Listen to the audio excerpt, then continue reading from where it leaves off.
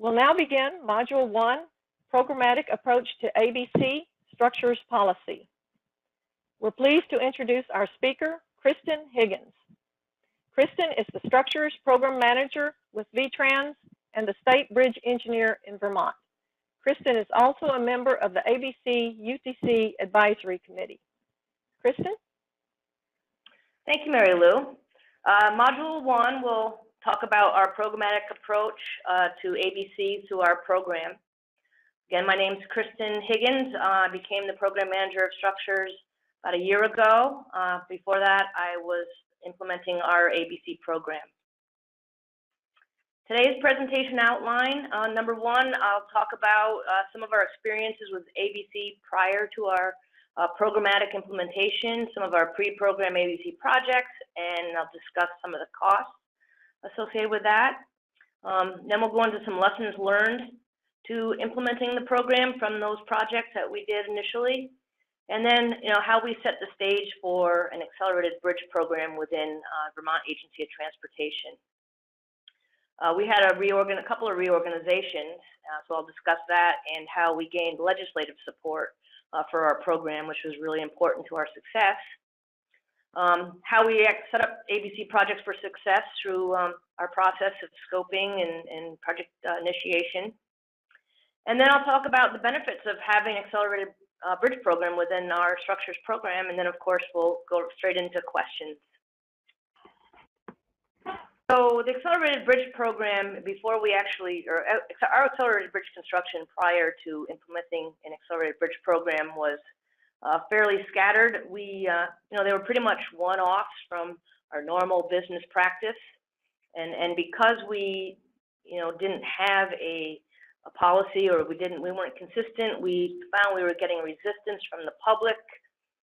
We received resistance from our contractors, and basically, it was primarily because we had no proven history of successes with accelerated bridge construction. Furthermore, we had no standard details for some of the precast elements that we were designing, so we were experiencing fairly high preliminary engineering costs. The fabrication costs were pretty high before we implemented our program. And then we had, we were having difficulties ourselves estimating the project because we had not done this before. And then, of course, the bidding was not consistent. So a lot of times we were either way over the bid or way under the bid. And a huge afterthought was project outreach. We just, in the beginning, did our normal outreach, which was fairly minimal. And in fact, we didn't do much outreach at all during the design phase. And we left the outreach during construction to the contractors, and which proved to be problematic. So our first ABC project was a full bridge replacement. We did this in the year 2010. It was a pretty simple structure, a 67-foot pre-stressed concrete box beams. We had done structures with box beams before, so it wasn't out of our realm of expertise. We detailed precast pile caps and wing walls, and we had planned a 20-day bridge closure.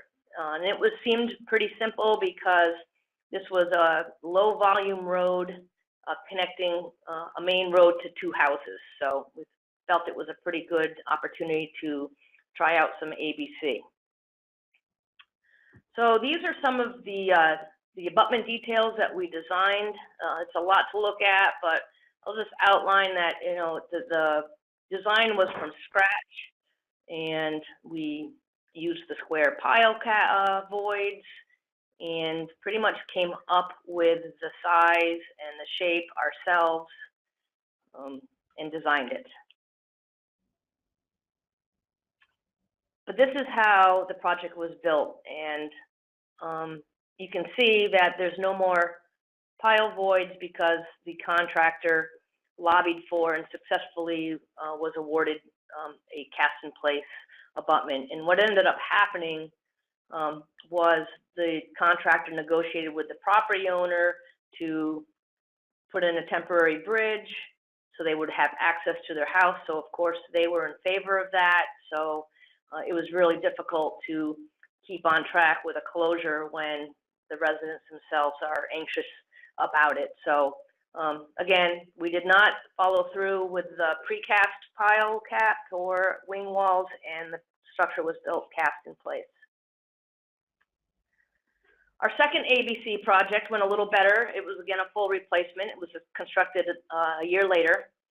For this structure, we had used 60-foot next beams, concrete T-beams, and we had never used these before, so there was quite a bit of engineering. We had a back wall attached, so that was some more engineering that we had to do to get these things to fit right. We had the precast abutments. We maintained traffic on an off-site detour. There was much more traffic here. This was in the middle of the town, and we simply could not construct a bridge conventionally here due to proximity of buildings, historic structures. So we had a 28-day closure with an incentive-disincentive. The bridge did open after 21 days, but we did have some issues. These are the abutments that we detailed, and again, you can see we were consistent with our pile cap opening, with a square opening to be formed as part of the abutment, with a smaller port for grouting afterwards. And that was our consistent abutment in the beginning. Let me just go back. The primary issue with this project was our public outreach really fell down, and when the public heard that we were going to be closing the roadway and rerouting traffic, some of the local businesses called the governor. So we were backpedaling on public outreach. We had asked the contractor to take care of it, paid them to take care of it, and basically the means of outreaching the public was through flyers. So we did not do well on the public outreach forum with this project. But as you can see, we did okay with our details and getting the structure built as we had hoped. Our third project was, again, another full replacement in the same year as the Chester project. It was 64-foot precast composite concrete deck on steel beams. And we hadn't designed one of these before, but we had modeled it after the Inverset system, which was being designed and fabricated in our neighbor state of New York. It was our first precast bridge unit bridge. The abutments were cast in place. We had different levels of bedrock throughout the site, so we did not use precast abutments, and it wasn't a hyper-accelerated duration. We went with a 90-day closure. The detour wasn't super extensive, but we did not allow night work because it was in a community. Again, the lesson learned from a project like this was we had detailed a fairly narrow connection for diaphragms after the structure was set, which was very difficult for the contractor to get those diaphragms, and they were to be added after the units were set. So we learned a lesson in fabrication and detailing on this project that we learned from. Our project outreach was a little bit better, but again, we just didn't have the traffic volumes and the business concerns of the previous project, so we didn't get in too much trouble, but we did not do extensive public outreach for any of these. Some of the costs prior to 2012, you can see that our engineering costs were pretty high, 27% of the construction cost of the Braintree project. That's the one where we were detailing the precast abutments and designing elements for the first time. And you can see again in Chester, the same thing, the designing of the next beams, those back walls, and the abutments were all engineered pretty much for the first time. So those costs were higher than we like to see. Generally, when we estimate a project for preliminary engineering, we seek 10 to 15% of construction costs as a reasonable value. East Montpelier wasn't quite as high. That was the project with the precast bridge units, but having to figure those units ourselves and make sure things fit took a lot of time and a lot of money. So some of the pre-program lessons learned, complicated detailing simply results in high engineering costs. There's no way around that. So by standardizing, which you'll learn about in later modules, we gain some efficiencies on costs. Aggressive project outreach is really needed to start during the design. You know, we have to get the public on board as we are developing the plans, so we're not distracted during construction with public outcry. And we learned that, you know, seeking contractor input in the design phase is an advantage because on the East Montpelier project, where we detailed a very narrow passageway, could have been avoided had we sought some input from those who have built projects like these. We also learned that quality of precast elements isn't always what you would expect. So on our Braintree project, we had some issues with the beams, but fortunately the closure, well, they provided a temporary bridge so we could negotiate what to do with some of the defects of the precast units. And then, of course, setting adequate closure durations. We learned that you know, we were sometimes being too aggressive when we didn't have to be. And then finally, incentive disincentive values. We started basing them on user costs. And since our highways don't see a lot of traffic compared to some of the roads throughout the nation, we weren't getting the type of incentives that would incentivize a contractor to work faster. So setting the stage for the program, we were lucky. We have an aging bridge population. Over the years, we've had dozens of what we call legacy projects, and they're just simply projects that are difficult to construct, they're difficult to design, they don't have public buy-in, there's sites constraints, so we just don't get solutions that we can move forward with. We also received significant increase in funding for bridges in 2009. I know many of you received money for the American Recovery and Reinvestment Act. Then finally, we were lucky enough to partner up with another neighbor, Massachusetts, and attend a showcase of theirs called the Fast 14 in June 2011, and we learned a lot about starting an accelerated bridge program and what it means to actually have a program. And then finally, you know, we were hit by the storm in 2011 that wreaked havoc over many of our structures, so we were really forced to implement ABC quickly and get ourselves out of the predicament of losing all these structures. So here's a shot of Vermont's bridge population. You can see we have some spikes, the 80 to 90-year-old bridges, 530 of those, and that coincides with a major flood event back in 1927. And then you can see the 50 to 60-year-old bridge and 40 to 50, that coincides with the building of our interstate system. Many states, I'm sure, are in the same situation. So we have quite a few bridges that are in need of major rehabilitation or replacement. On the right of the screen, you can see the span distribution of our structures. You know, we're a state that has many structures in the short range, followed by, you know, the 60 to 120-foot span bridge. So we don't have a lot of long structures.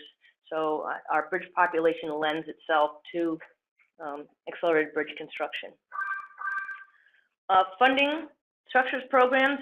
Our agency, we have 3 programs within structures. We have a state highway bridge program, an interstate bridge program, and we have a unique program called the town highway bridge program. And just below that, you can see how the money is distributed. We do use a lot of federal money. So on the state system, we're primarily 80 federal and 20 state participation. On our interstate bridge program, we're a 90-10. And then in the town highway bridge program, where we work on local roads with communities, the federal government participates at 80%, and then the state 10, and then the towns kick in a local share. And finally, below on this slide, gives you an idea of how much money we're allotted each year to spend on our bridge program. And you can see in 2012, 2013, 2014, and 2015, and that's right when we were starting the Accelerated Bridge Program, we were afforded a lot more money than we were used to construct bridges. So at our peak, we were at about $140 million for our bridge program. So again, lucky to have the funding and lucky to have a program to spend the money in. So to accommodate an accelerated bridge program, we went through a reorganization to dedicate staff to the program. So in 2012, we created the Accelerated Bridge Program, you can see on the left, and we also created a scoping team that we call the Project Initiation and Innovation Team. And both of these units had dedicated leadership and dedicated staff. So once we had set up our structures program efficiently, we had to sell the Accelerated Bridge Program to actually our own leadership. So our first order of business was to sell this program to our executive staff, which would mean the Secretary of Transportation, the Chief Engineer, and the Bureau Directors. And that was a pretty easy sell because we had just come off the Tropical Storm Irene cleanup and we had done things fast, so they knew we could do it. So they were quick to sign on and give us the support and kind of lead us into the legislature. So again, we went to the legislature selling the program. We had a PowerPoint presentation. We went to the Senate Transportation Committee and the House Transportation Committee touting what we could do, what we have done, what other states have done. And they, too, got on board with it. And again, thanks to Tropical Storm Irene, had witnessed some of the heroics that had taken place to put some of these bridges back together. Beyond that, we took a PowerPoint presentation on the road. We went to regional planning commissions, FHWA. We reached out to contractors. We actually had a kind of a training session where they would come in and we gave a presentation, and we had breakout sessions to talk about some of the concerns they might have. Part of that was included fabricators. And so it was a way to talk about the program before we actually implemented it and receive some feedback on what they were worried about so that we could alleviate some of their concerns. So the obvious ABC advantages eliminates the need for the temporary bridge. Everybody knows that, but what it does is it reduces the impacts to resources and results in lower right-of-way impacts. And in Vermont, many of our roads are winding through mountains, so impact to resources and obtaining right-of-way and moving utilities gets really difficult. And so what we found over time, and I'll show you another slide that'll put it in a better perspective, we're saving 70 to 75% in resource demands. That means that those folks that advocate on behalf of our projects don't have to, not nearly as much anyway as they would if we were putting in these temporary bridges or rerouting power lines. We've also seen reduced design and construction durations. Construction start to final inspection with an off-site detour, we're showing 165 days. Phased construction, we are up at around 289, and with a temporary bridge, up to 369 days. So you just save time in days by rerouting the traffic. And of course, the safety for the workers and the traveling public is always the obvious advantage.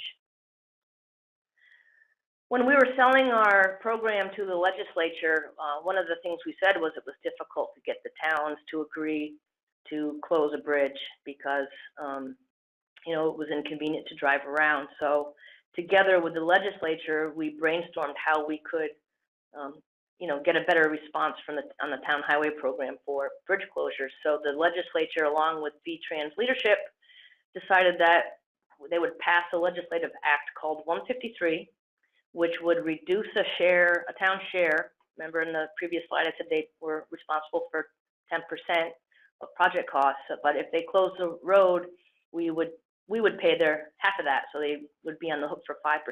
So all of a sudden, towns were asking for ABC, so it totally changed the dynamic of when we would approach a town with suggestion of a road closure.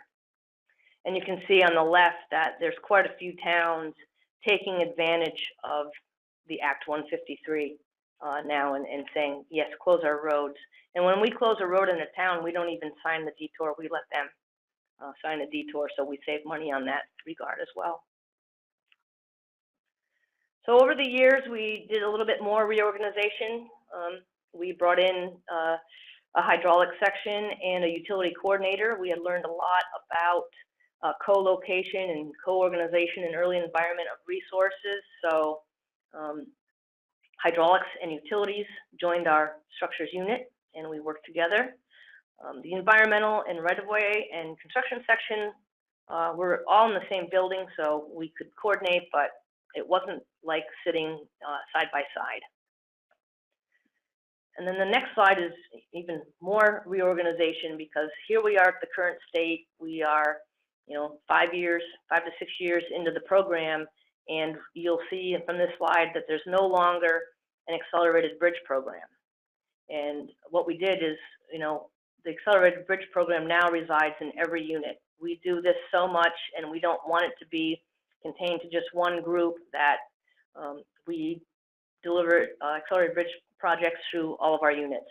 And when it's an accelerated bridge project, we have the emblem, the accelerated bridge program with a little arrow, and we'll fly the banner, but it could come out of any one of these groups. So the program still exists, but the dedicated unit is hidden throughout every unit here.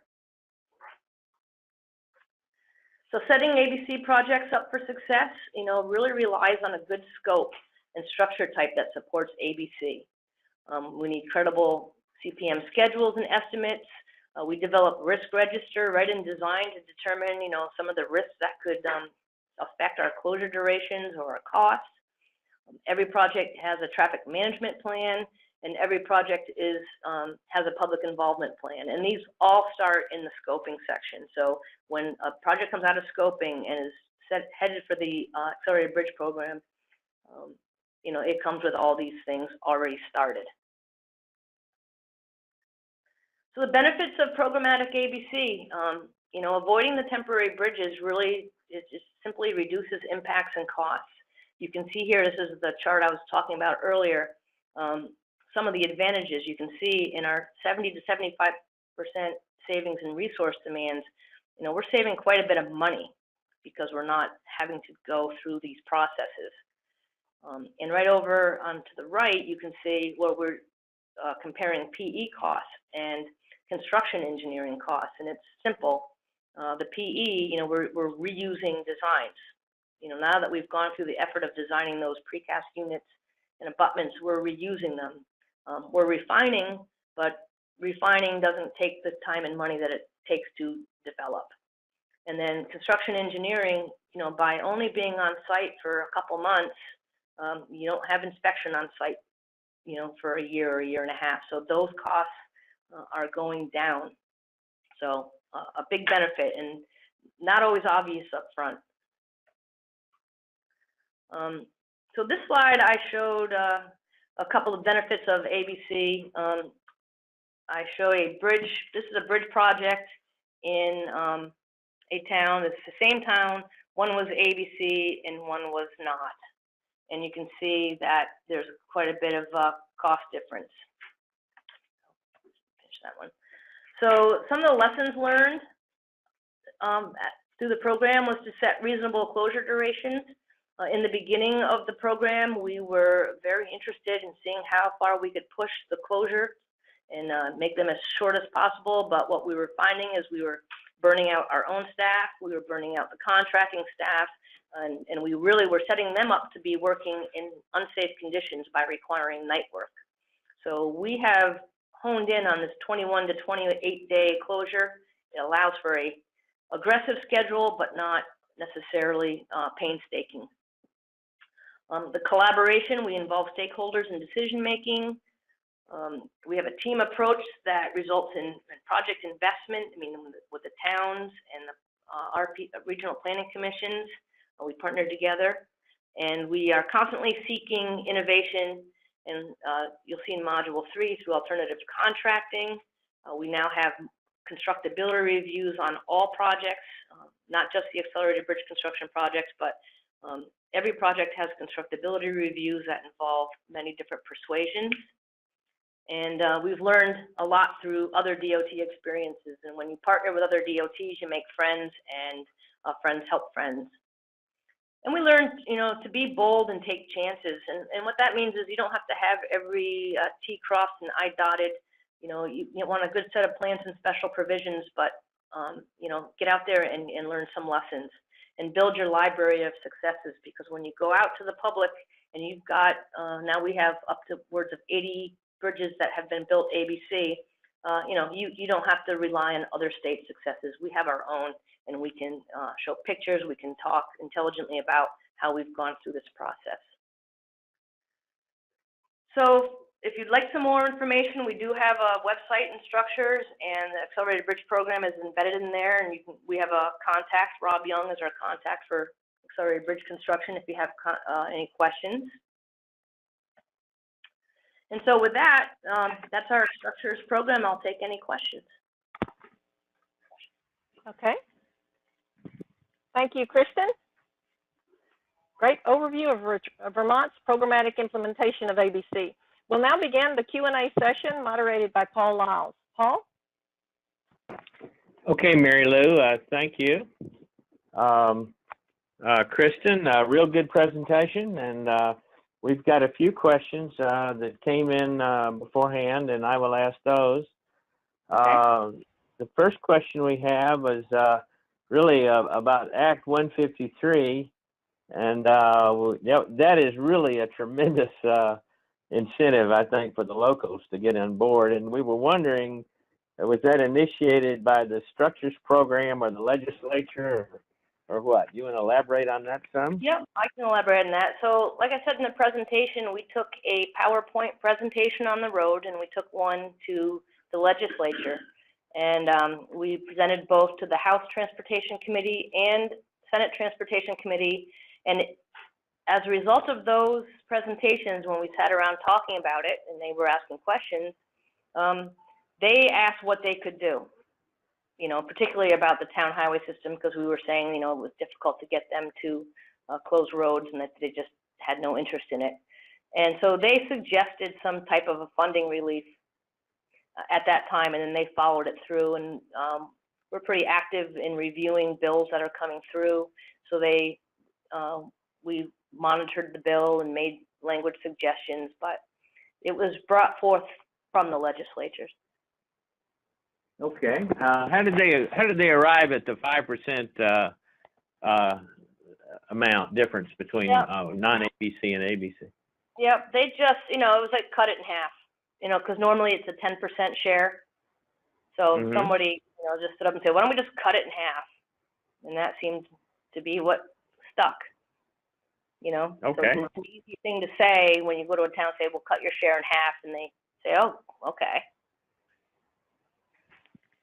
Okay, I had a question on slide 26 in regards to that. You had some costs there.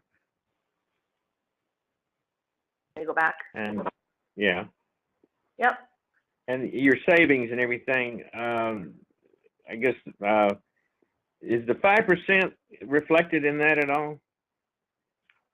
I don't know if that's the right question, but. No, because this is total project cost. So the 5% is what we bill them for. So this is all the costs associated with design. Okay, that's fine. Here's another couple of questions that we had, and these may refer to a different module that is coming up, and if so, just postpone it to that module. But there's one about is there a quality policy or policy manual developed specifically for QA and ABC design, fabrication, and construction processes? You gave some links that we could look at y'all's stuff, and we were just wondering if there was anything on a manual, policy manual or a quality manual. We don't have a manual. I know we've been working with some folks around the country on construction QA. We have implemented some QA in our design policies, and we're actually redoing our structures design manual now, which will speak to some of the requirements of the design, but we are holding the constructability reviews now, and we will sometimes bring a contractor in.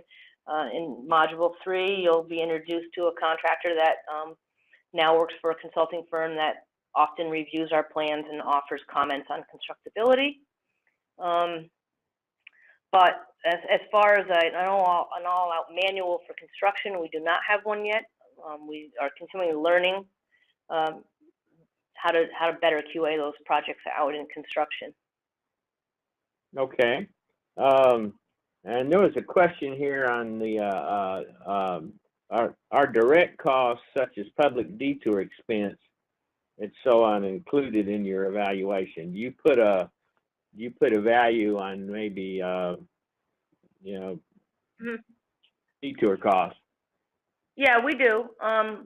What we found, I mean, we do cost analysis for people driving around, the cost of someone having to sit in their car. What we found is we don't have the type of traffic volumes on most of our roads that end up with super high user costs. So we include other things when we're determining what the incentive would be, or the cost, like temporary bridge, things like that. Okay, no, that's good.